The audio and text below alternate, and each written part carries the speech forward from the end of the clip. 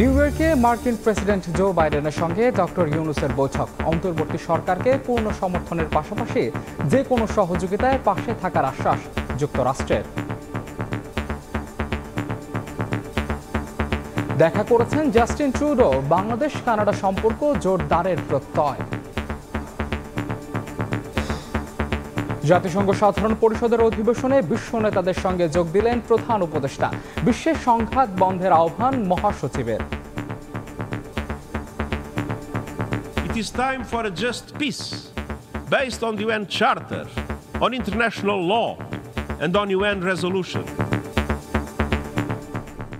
দেখছিলেন প্রধান শিরোনাম। রাত 11টার সময় সঙ্গে আছে আমি মাহাদ ইসলাম ধ্রুব। এবার অন্যান্য শীর্ষ সংবাদ। 1 থেকে 1.5 বছরের মধ্যে গণতান্ত্রিক ব্যবস্থায় ফেরা উচিত, রয়টার্সকে সেনা প্রধান। ইতিবাচক বলছেন নেতারা, অন্তর্বর্তী সরকারকে রোড ম্যাপ ঘোষণার তাগিদ। শেয়ার বাজারে কারসাজিতে সাকিব আল হাসান 50 লাখ টাকা জরিমানা। সাবেক সেনাপ্রধান আজিজের তদবিরে 2 ভাইয়ের ভুয়া এনআইডি, 4টি বাতিল। পোশাক কারখানার অসন্তোষ নিরসনে 18 দফা দাবিতে একমত শ্রমিক ও মালিক পক্ষ। সচিবালয়ে 4 উপদেষ্টার সঙ্গে বৈঠক, সবাইকে কাজে ফেরার আহ্বান। বিমানবন্দরে প্রবাসীদের দেয়া হবে ভিআইপি সেবা। আমিরাত ফেরত 87 জন পাবেন কর্মসংস্থান। মালয়েশিয়ায় শ্রমবাজারে জট খোলার চেষ্টায় সরকার।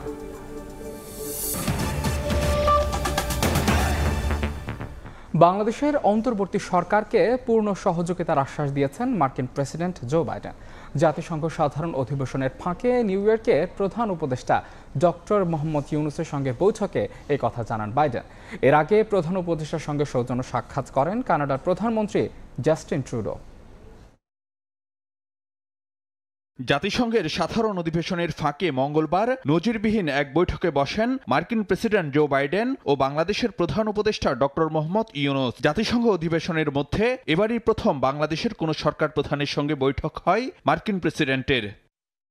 2 নেতার একান্ত বৈঠকে ডক্টর মোহাম্মদ ইউনূসের নেতৃত্বাধীন অন্তর্বর্তী সরকারের প্রতি পূর্ণ সমর্থন ব্যক্ত করেন জো বাইডেন। বৈঠকে বাংলাদেশ পুনর্গঠনের সুযোগ এনে দিতে বিগত সরকারের নিপীড়নের বিরুদ্ধে শিক্ষার্থীদের সাহসী ভূমিকা ও আত্মত্যাগের কথা তুলে ধরেন অধ্যাপক ডক্টর ইউনূস। বলেন, দেশ পুনর্গঠনে তার সরকারকে অবশ্যই সফল হতে হবে, আর সেজন্য যুক্তরাষ্ট্রেরও সহযোগিতা প্রয়োজন। বৈঠকে জুলাই বিপ্লব চলাকালীন শিক্ষার্থীদের আঁকা দেয়াল চিত্রের ছবি সংবলিত দ্য আর্ট অব ট্রায়াম্ফ শীর্ষক আর্টবুক মার্কিন প্রেসিডেন্টকে উপহার দেন প্রধান উপদেষ্টা। এর আগে কানাডার প্রধানমন্ত্রী জাস্টিন ট্রুডোর সঙ্গেও বৈঠক করেন প্রধান উপদেষ্টা ডক্টর মোহাম্মদ ইউনূস। সংক্ষিপ্ত বৈঠকে বাংলাদেশ কানাডা সম্পর্ক জোরদার, বাংলাদেশের প্রতিষ্ঠানগুলো গড়ে তোলা সহ বিভিন্ন বিষয়ে আলোচনা করেন প্রফেসর ইউনূস ও জাস্টিন ট্রুডো। সরকার প্রধান হিসেবে দায়িত্ব নেয় অধ্যাপক ইউনূসের প্রশংসা করেন জাস্টিন ট্রুডো। জানান, বাংলাদেশের প্রতিষ্ঠানগুলো গড়ে তোলার ক্ষেত্রে পাশে থাকবে কানাডা। এ সময় অধ্যাপক ইউনূস বলেন, বিগত সরকার নানাভাবে ধ্বংস করেছে বাংলাদেশের প্রতিষ্ঠানগুলো। বৈঠকে বাংলাদেশি শিক্ষার্থীদের কানাডায় আরও বেশি ভিসা দেওয়ার অনুরোধ জানান প্রধান উপদেষ্টা। জাতিসংঘ অধিবেশনের ফাঁকে এছাড়াও প্রধান উপদেষ্টার সঙ্গে সাক্ষাৎ হয় ব্রাজিলের প্রেসিডেন্ট লুলা ডি সিলভা, মরিশাসের প্রেসিডেন্ট পৃথ্বীরাজ সিং রূপনের। মতবিনিময় করেন বিশ্বব্যাংকের প্রেসিডেন্ট অজয় বাঙ্গা ও জাতিসংঘের মানবাধিকার বিষয়ক হাইকমিশনার ফলকার টোর। ফারুক ভিয়া রবিন, সময় সংবাদ, ঢাকা। এই মুহূর্তে নিউ ইয়র্কে আছেন সহকর্মী হাসানুজ্জামান সাকিব। বিস্তারিত জানতে সরাসরি যাচ্ছে তার কাছে।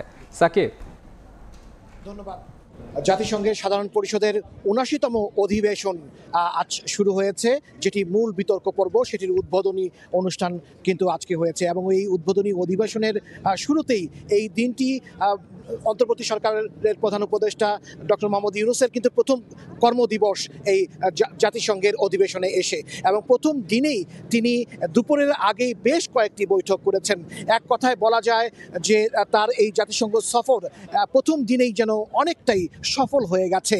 এবং বিশেষ করে ঐতিহাসিক, নজিরবিহীন, বিরল যে বৈঠকটি মার্কিন যুক্তরাষ্ট্রের প্রেসিডেন্ট জো বাইডেনের সঙ্গে ডক্টর মোহাম্মদ ইউনূস করেছেন সেটির দিকেই সবার নজর ছিল এবং সেই বৈঠকটি হয়েছে প্রায় 30 মিনিটের মতো বৈঠক। এই বৈঠকে অন্তর্বর্তী সরকার কিভাবে ক্ষমতায় এসেছে এবং বিগত সরকারের আমলে যে নিপীড়ন নির্যাতনের প্রতিবাদে শিক্ষার্থীরা আন্দোলন সংগ্রাম করেছে, সেই আন্দোলন সংগ্রামের ফলে যে ক্ষয়ক্ষতি 1000-এরও বেশি মানুষের মৃত্যু, সেই ঘটনাগুলো তিনি সংক্ষেপে জো বাইডেনের সামনে তুলে ধরেছেন এবং সেই প্রেক্ষাপট তিনি তুলে ধরেছেন যে তার ফলশ্রুতিতে তিনি এই অন্তর্বর্তী সরকারের প্রধানের দায়িত্ব তাকে নিতে হয়েছে।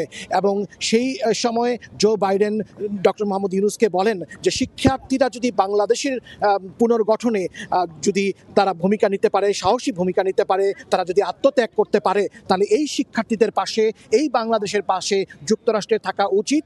এ সময় তিনি যুক্তরাষ্ট্র বাংলাদেশের পাশে থাকবে বলে, তিনি সহযোগিতা করবে বলে তিনি তার কথা ব্যক্ত করেন। তিনি জানান যে বাংলাদেশ সরকারকে তার যুক্তরাষ্ট্রের সরকার পূর্ণ সমর্থন দিচ্ছে এবং ডক্টর ইউনূস এবং তার সরকারকে পূর্ণ সহযোগিতা যুক্তরাষ্ট্র দিয়ে যাবে।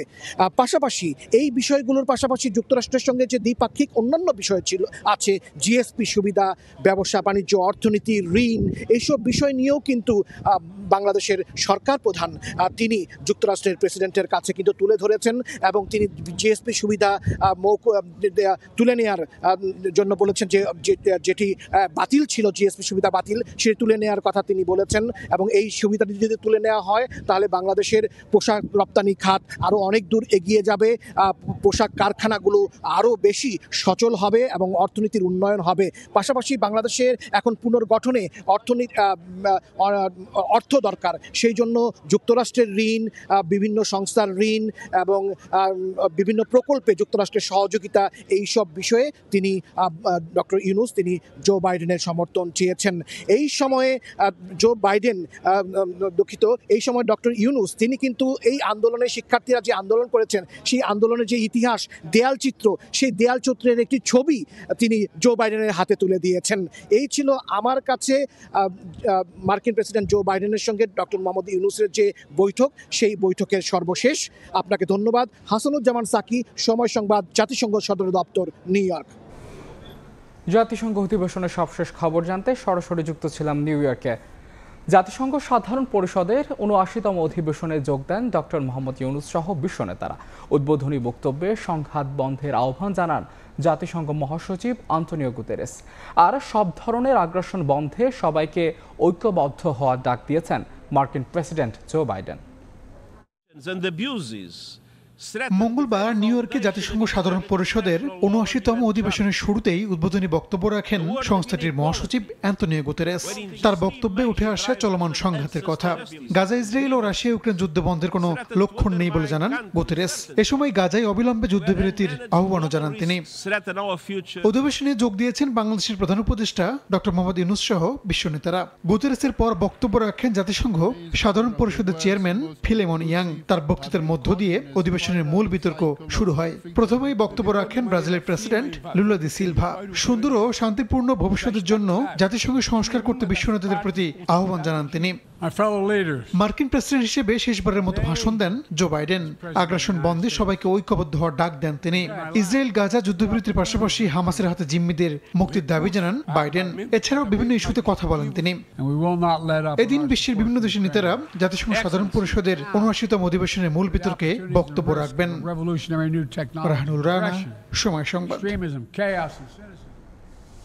এদিকে নিউ ইয়র্কে পররাষ্ট্র উপদেষ্টা তৌহিদ হোসেন ও ভারতীয় পররাষ্ট্রমন্ত্রী এস জয়শঙ্করের বৈঠক হয়েছে। বাংলাদেশ ও ভারতের দ্বিপাক্ষিক সম্পর্ক এগিয়ে নেওয়ার বিষয়ে আলোচনা হয়েছে। যুক্তরাষ্ট্রে জাতিসংঘ সাধারণ পরিষদের অধিবেশনের ফাঁকে সোমবার স্থানীয় সময় সন্ধ্যায় দুজনের বৈঠক হয়। বাংলাদেশের পররাষ্ট্র মন্ত্রণালয় সামাজিক মাধ্যম এক্সে এ তথ্য জানিয়েছে। এদিন বাংলাদেশের অভ্যুত্থান এবং বিশ্বজুড়ে সামাজিক ও অর্থনৈতিক বৈষম্য দূরীকরণ বিষয়ে জাতিসংঘে বক্তব্য রাখেন পররাষ্ট্র উপদেষ্টা তৌহিদ Hossain.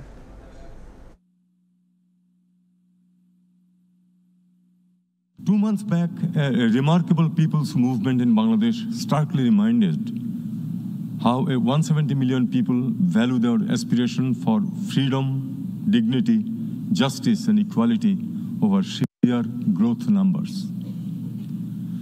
Drawing on the past 5 decades' global discourse and development, we may need to truly value the values to secure our future.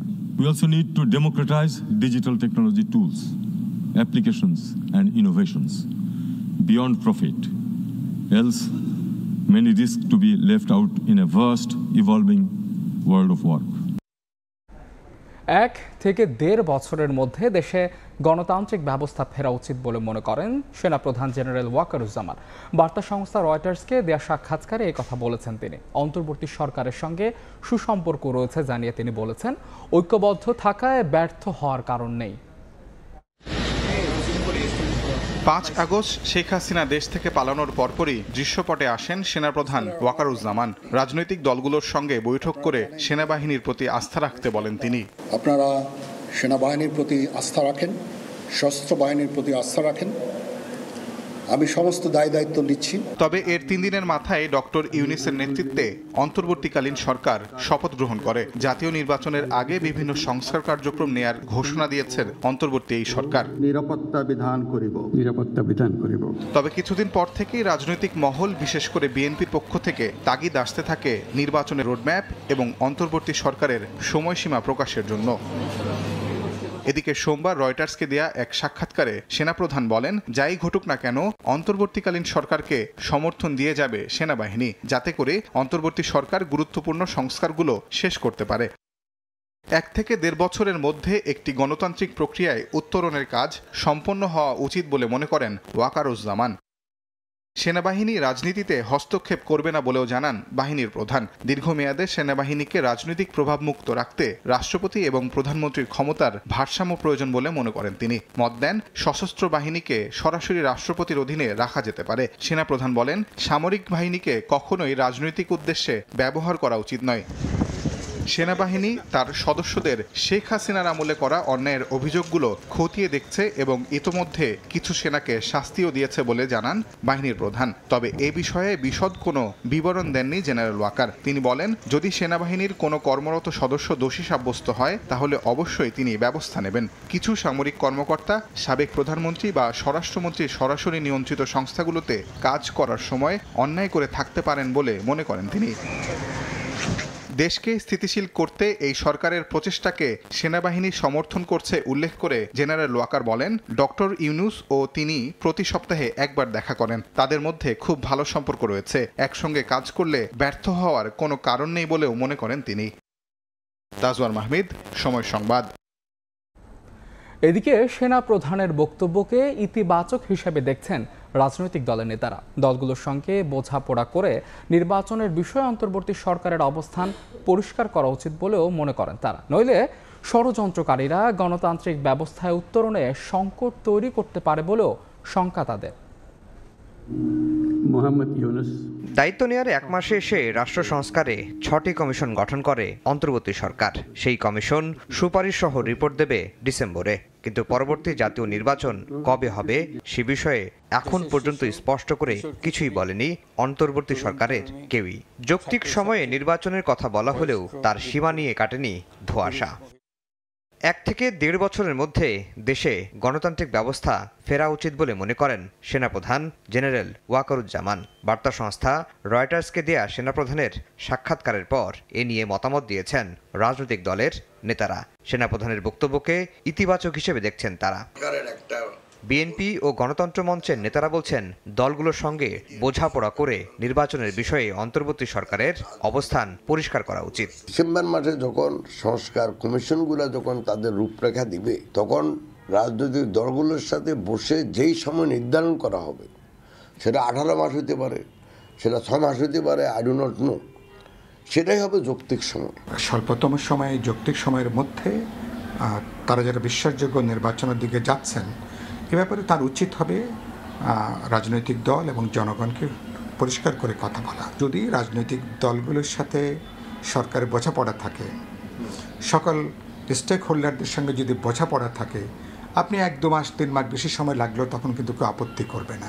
বিএনপির স্থায়ী কমিটির সদস্য সালাউদ্দিন আহমেদ বলছেন, রাষ্ট্র সংস্কারের পাশাপাশি নির্বাচনী রোডম্যাপ ঘোষণা করা প্রয়োজন, নইলে ষড়যন্ত্রকারীরা গণতান্ত্রিক ব্যবস্থায় উত্তরণে সংকট তৈরি করতে পারে। কক্সবাজার জেলা বিএনপির পুড়িয়ে দেয়া কার্যালয় পরিদর্শন শেষে তিনি একথা বলেন। সংস্কার কার্যক্রম চালু রাখার সাথে সাথে একটি নির্বাচনের রোডম্যাপ দিলে জাতীয় বুঝতে পারবে যে আমরা কবে নাগাদ গণতান্ত্রিক প্রক্রিয়ায় ফেরত যাচ্ছি। বাংলাদেশের গণতান্ত্রিক অভিযাত্রাকে বাধাগ্রস্ত না করতে পারে সেজন্য আপনারা সবাই সজাগ থাকবেন। অভ্যন্তরীণ ষড়যন্ত্র মোকাবেলায় দলমত নির্বিশেষে কাজ করার আহ্বান জানান বিএনপি নেতারা। আফজাল হোসেন, সময় সংবাদ, ঢাকা। এবার শেয়ার কারসাজিতে জাতীয় দলের ক্রিকেটার সাকিব আল হাসানের নাম। সিকিউরিটিজ আইন ভঙ্গ করায় সাবেক এই সংসদ সদস্যকে 50 লাখ টাকা জরিমানা করেছে বিএসইসি। একই অভিযোগে আবুল খায়ের হিরু সহ 7 ব্যক্তি ও প্রতিষ্ঠানকে 1,63,00,000 টাকা জরিমানা করা হয়েছে। ঝামেলা যেন কিছুতেই পিছু ছাড়ছে না সাবেক সংসদ সদস্য বাংলাদেশ জাতীয় দলের ক্রিকেটার সাকিব আল হাসানের।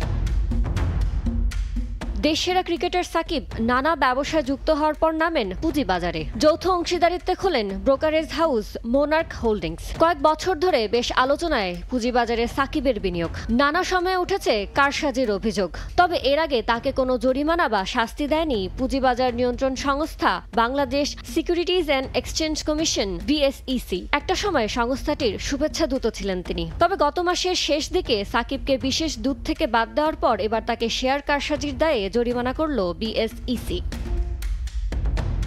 পুঁজিবাজারে তালিকাভুক্ত বিমা খাতের কোম্পানি প্যারামাউন্ট ইন্স্যুরেন্সের শেয়ারের মূল্য গত বছরের 17 আগস্ট থেকে 19 সেপ্টেম্বর কারসাজির মাধ্যমে বৃদ্ধির অভিযোগ প্রমাণ হয়েছে। সিকিউরিটিজ আইন ভঙ্গ করার দায়ে সাকিব আল হাসানকে 50 লাখ টাকা জরিমানা করা হয়েছে। একই অভিযোগে আবুল খায়ের হিরুকে জরিমানা করা হয়েছে 25 লাখ টাকা। সব মিলিয়ে 7 ব্যক্তি ও প্রতিষ্ঠানকে 1,63,00,000 টাকা জরিমানা করেছে পুঁজিবাজার নিয়ন্ত্রণ সংস্থা। সূত্র বলছে, সাকিব আল হাসান সহ একটি সংঘবদ্ধ গোষ্ঠীর হয়ে পুঁজিবাজারে বিভিন্ন কোম্পানির শেয়ার নিয়ে কারসাজির সঙ্গে যুক্ত ছিলেন আবুল খায়ের হিরু। ইয়ানুর শিফাত, সময় সংবাদ, ঢাকা। সাবেক সেনাপ্রধান আজিজ আহমেদের তদবিরেই ভুয়া তথ্য দিয়ে তার 2 ভাই হারিস ও জোসেফের একাধিক এনআইডি তৈরির প্রমাণ পেয়েছে নির্বাচন কমিশন। আজিজের 2 ভাইয়ের 4টি এনআইডি বাতিল করেছে ইসি। এ বিষয়ে ব্যবস্থা নিতে দুদকে চিঠি দেওয়া হয়েছে বলে জানিয়েছে এনআইডি মহাপরিচালক।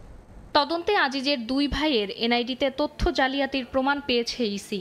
এনআইডি মহাপরিচালক বলেন, নিজেদের নামের পাশাপাশি মা বাবার নামও বদল করেছেন আজিজ আহমেদের 2 ভাই হারিস ও জোসেফ। হারিস আহমেদ এনআইডিতে মোহাম্মদ হাসান এবং জোসেফ নাম পরিবর্তন করে লিখেছেন তানভীর আহমেদ তানজিল। 2019 সালে হারিস আহমেদ এনআইডি কার্ডে তার ছবিও পরিবর্তন করেছিলেন, যাতে সুপারিশ করেছিলেন তৎকালীন সেনাপ্রধান জেনারেল আজিজ আহমেদ। তদন্তে দেখা যাচ্ছে যে এই মোহাম্মদ হাসান এবং জনাব মোহাম্মদ হারিস আহমেদ এই দুজন কিন্তু একই লোক। আবার দেখা যাচ্ছে যে তোফায়েল আহমেদ জোসেফ এবং এই তানভীর আহমেদ তানজিল এই দুজন একই ব্যক্তি। 4টা এনআইডি কার্ড করে, পিতার নাম ওলট পালট করে এবং ঠিকানা পরিবর্তন করে। এবং ওই সময় জেনারেল আজিজ তখন সেনাপ্রধান ছিল, ওই সময় ওনার একটা জোর তদবির ছিল যে এটা যেন করা হয়। আজিজের 2 ভাইয়ের 4টি এনআইডি বাতিল করেছে ইসি। হারিস ও জোসেফ ভোটার তালিকা আইন 2009 সহ জাতীয় পরিচয় বিধিমালার 4টি আইন ভঙ্গ করেছে বলে জানান এনআইডির মহাপরিচালক। আজিজের 2 ভাই এনআইডি সংক্রান্ত সব ধরনের সেবা বঞ্চিত হবে বলেও জানান তিনি। যেই মুহূর্তে তদন্ত প্রতিবেদনটা আমরা পেলাম, আমরা পুরো 4টা এনআইডি কার্ডই আমরা পরিপূর্ণ বাতিল করে দিয়েছি। এই এনআইডির মাধ্যমে তাদের যত সুযোগ সুবিধা বাংলাদেশে, এই সুযোগ সুবিধা ভবিষ্যতে আর তারা করতে পারবে না, অন্ততপক্ষে এই 4টা এনআইডি কার্ড দিয়ে। তদন্ত রিপোর্ট দুদকে পাঠানো হয়েছে বলেও জানান ইসির এই কর্মকর্তা। সাথে সাথে সেটা জরুরি। ফারজানা আক্তার, সময় সংবাদ, ঢাকা। পোশাক কারখানার অসন্তোষ নিরসনে 18 দফা দাবিতে শ্রমিক ও মালিকপক্ষ একমত হয়েছে। বিকেলে সচিবালয়ে 4 উপদেষ্টার সঙ্গে শ্রমিক ও মালিক পক্ষের বৈঠকের পর যৌথ বিবৃতিতে এই তথ্য জানানো হয়। যৌক্তিক সব দাবি মানা হবে জানিয়ে নতুন করে শ্রমিক অসন্তোষ হলে কঠোর হাতে নিয়ন্ত্রণের হুঁশিয়ারি দেন উপদেষ্টারা। প্রায় এক মাসের বহু বৈঠক আলোচনার পর অবশেষে তৈরি পোশাক শিল্পের চলমান অস্থিরতা নিরসনে মাতৃত্বকালীন ছুটি, হাজিরা ও টিফিন বিল বৃদ্ধি, জুলাই বিপ্লবে আহত শ্রমিকদের চিকিৎসা ও ক্ষতিপূরণ দেওয়ার পাশাপাশি অন্যায্যভাবে শ্রমিক ছাঁটাই না করার প্রতিশ্রুতি ও আগামী 6 মাসের মধ্যে ন্যূনতম মজুরি পুনর্নির্ধারণের সক্ষমতা মূল্যায়ন করা সহ 18 দফা দাবিতে ঐক্যমত পোষণ করে যৌথ বিবৃতি দিল শ্রমিক ও মালিক পক্ষ। এখন আমার সবার প্রতি আহ্বান থাকবে, স্পেশালি আমাদের শ্রমিক ভাই বোনদের প্রতি, সবার প্রতি, যে কোনো আলোচনা কোথাও যেন কোনো রাস্তা বন্ধ নয়, কোনো ভাঙচুর না হয়। মঙ্গলবার শ্রম ও কর্মসংস্থান মন্ত্রণালয়ে আয়োজিত এই বিবৃতি প্রদান অনুষ্ঠানে শ্রম উপদেষ্টা জানান, শ্রমিকদের সব ন্যায্য দাবি মেনে নেওয়া হবে। পোশাক শিল্পকে বাঁচাতে শিল্প কলকারখানায় কোনো ধরনের বিশৃঙ্খলা বরদাস্ত করা হবে না বলেও এ সময় হুঁশিয়ারি দেন তিনি। আপনাদের ন্যায্য দাবিগুলো মেনে নেওয়া হয়েছে, আপনারা স্ব কর্মস্থলে ফিরে যাবেন। আগামীকাল থেকে প্রত্যেকটা কারখানা যাতে চলমান থাকে, প্রত্যেকটা কারখানার কার্যক্রম চলমান থাকে, আমাদের ইন্ডাস্ট্রি যাতে বাঁচে, আমাদের শিল্প যাতে হাতছাড়া না হয়, সেজন্য শ্রমিক, মালিক, সরকার সবাই ঐক্যবদ্ধভাবে আমরা কাজ করব। এ সময় শ্রমিকদের শান্তিপূর্ণভাবে কাজে যোগ দেওয়ার আহ্বান জানিয়ে শ্রমিক, মালিক ও শিল্পের নিরাপত্তা নিশ্চিত করার প্রতিশ্রুতি দেন শিল্প, মৎস্য ও স্বরাষ্ট্র উপদেষ্টা। শ্রমিক নেতারা আসছেন, নেতা নেত্রীরা আসছেন এবং তাদের সাথে যে একটা শ্রমিকদের যে সম্পর্ক, এটার ভিত্তিতে আজকে যে আলোচনা হয়েছে, এই প্রক্রিয়াটা যদি এভাবে চলতে থাকে, আমরা পরস্পরের সাথে যদি কথা বলা বন্ধ না করি, আমরা যদি কথাটা চালিয়ে যাই, নিশ্চয়ই আমাদের এখানে এটা স্থিতিশীল হবে। এই সমঝোতা চুক্তি থেকে আমাদের কিন্তু পিছু হটার কোনো কারণ বা কিন্তু কোনো কিছু নাই। এটা কেউ কোনো কিন্তু বাহানা দিয়ে যে না আমি এটা এখন মানবো না, এটা কিন্তু করতে পারবেন না। অনুষ্ঠানের শেষ দিকে শ্রম সচিব বলেন, বাংলাদেশের পোশাক শিল্প ধ্বংসে তৎপর রয়েছে বিদেশি ষড়যন্ত্র। চলমান শ্রমিক অসন্তোষের জেরে এরই মধ্যে বেশ কিছু ক্রয়াদেশ বাংলাদেশ থেকে সরে গেছে অন্য দেশে, এমন তথ্যও জানিয়েছেন শিল্পোদ্যোক্তারা। কামরুল হাসান সবুজ, সময় সংবাদ, ঢাকা। ব্যাংকিং খাত, রাজস্ব কাঠামো, ভ্যাট এবং অর্থ পাচার সহ অর্থনৈতিক খাতের সংস্কারে IMF এর কাছে কারিগরি সহায়তা চেয়েছে বাংলাদেশ। সহায়তার প্রক্রিয়া নিয়ে অক্টোবরে IMF এর বোর্ড মিটিংয়ে সিদ্ধান্ত হবে বলে জানিয়েছেন অর্থ উপদেষ্টা ডক্টর সালেউদ্দিন আহমেদ। সকালে সচিবালয়ে সংস্থাটির 9 সদস্যের সঙ্গে বৈঠক শেষে এসব কথা জানান উপদেষ্টা। এদিকে বিকেলে বাংলাদেশ ব্যাংকে বৈঠকের পর মুখপাত্র জানান, বাংলাদেশ ব্যাংক সঠিক পথে থাকলেও বৈদেশিক মুদ্রার রিজার্ভ কম থাকায় পর্যবেক্ষণ দিয়েছে IMF। গত 1.5 দশকে আর্থিক খাতে লুটপাট, প্রাতিষ্ঠানিক নীতি কাঠামোর ভঙ্গুর পরিস্থিতিতে চরম সংকটে বাংলাদেশ। নানা জটিলতাই রয়েছে রাজস্ব বিভাগ। এমন প্রেক্ষাপটে অর্থ সহায়তার পাশাপাশি অত্যাবশ্যক হয়ে পড়েছে সংস্কার। অন্তর্বর্তীকালীন সরকারের নানা উদ্যোগে বিশেষ সহায়তায় আগ্রহী দাতা সংস্থা বিশ্বমোড়ল, আন্তর্জাতিক মুদ্রা তহবিল IMF। মঙ্গলবার সচিবালয়ে সংস্থাটির আবাসিক প্রতিনিধি জয়েন্দু দে সহ 9 সদস্যের প্রতিনিধি দল বৈঠক করে অর্থ বাণিজ্য উপদেষ্টা ডক্টর সালেউদ্দিন আহমেদের সঙ্গে। পরে উপদেষ্টা জানান, ব্যাংকিং খাত, রাজস্ব, অর্থ পাচার সহ আর্থিক খাতের বিভিন্ন সংস্কারে IMF এর কাছে কারিগরি সহায়তা চেয়েছে বাংলাদেশ। আমরা বলেছি যে আমাদের মোটামুটি সংস্কারের ব্যাপারে আমরা পদক্ষেপ নিয়েছি, ব্যাংকিং সেক্টরে বলেন, NBR সেক্টরে আমরা নিয়েছি।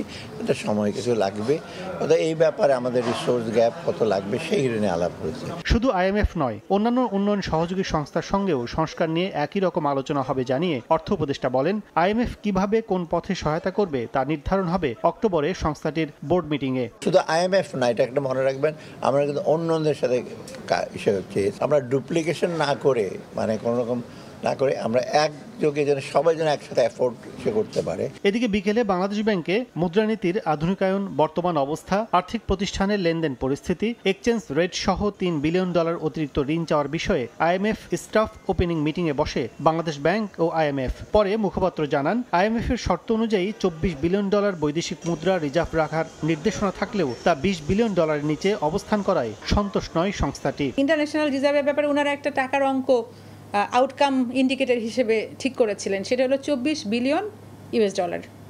এটা হলো নেট ইন্টারন্যাশনাল রিজার্ভ। সেই জায়গায় বর্তমানে আমাদের অর্জন আছে $19.47 বিলিয়ন।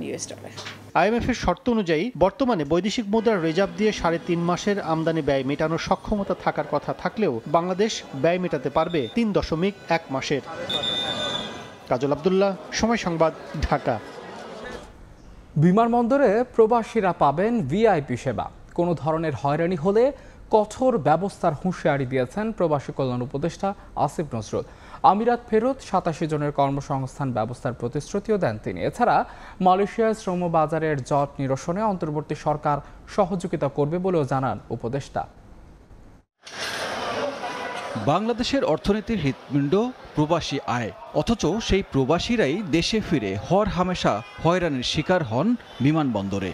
এ নিয়ে অভিযোগের ফিরিস্তি জমলেও ব্যবস্থা নেয়ার নজির সামান্য। এবার রেমিটেন্স যোদ্ধাদের বিমানবন্দরে ভিআইপি সেবা দেওয়ার উদ্যোগ নিয়েছে সরকার। মঙ্গলবার সংবাদ সম্মেলনে প্রবাসী কল্যাণ উপদেষ্টা জানান, প্রতিশ্রুতি নয়, আগামী ১ মাসের মধ্যে উন্নত সেবা কার্যকর করা হবে। প্রাথমিকভাবে মধ্যপ্রাচ্য ফেরত প্রবাসীরা এ সুবিধা পাবেন। পর্যায়ক্রমে অন্যান্য দেশের প্রবাসীরাও এ সেবার আওতায় আসবেন বলে জানান প্রবাসী কল্যাণ উপদেষ্টা। একজন প্রবাসী যেন কোনো অবস্থাতেই এয়ারপোর্টে হয়রানির শিকার না হন, অসহায় অপমানিত বোধ না করেন, এই ব্যাপারে আমাদের জিরো টলারেন্স থাকবে। নতুন শ্রমবাজার নিয়ে আগামী ২-৩ মাসের মধ্যে সুখবর পাওয়া যাবে।